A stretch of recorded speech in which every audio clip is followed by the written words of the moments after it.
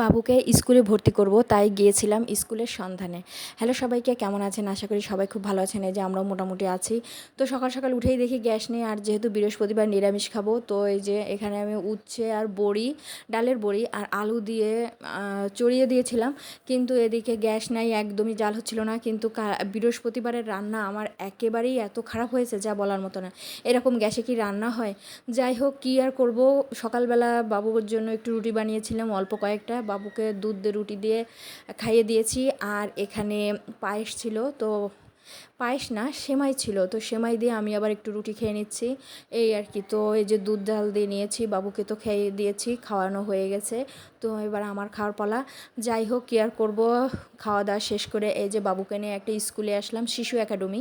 এখানে বাচ্চাদের শুধু খেলাধুলা, পড়ালেখা না, ওই একটু কবিতা পড়ায়, সরা পড়ায়, কিন্তু খেলাধুলা করায়। তো সেখানে ভাবলাম ভর্তি করে দিই।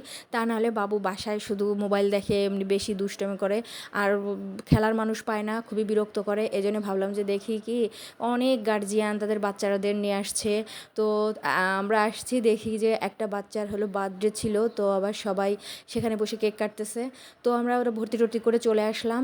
তো এটা বিকালের দিকে, বিকালে বাবুকে নিয়ে একটু ছাদে উঠছিলাম। তো অনেক দিন ছাদে উঠি না, হঠাৎ করে দেখি মেঘলা হয়ে গেছে অনেক দূরে, ওইখানে মনে হচ্ছে যে রংধনু, আসলে রংধনু না।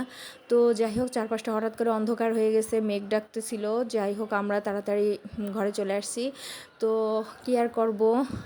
আর একটু পরেই হালকা হালকা বৃষ্টি শুরু হয়ে গেছিলো। তো ঠিক আছে, টাটা।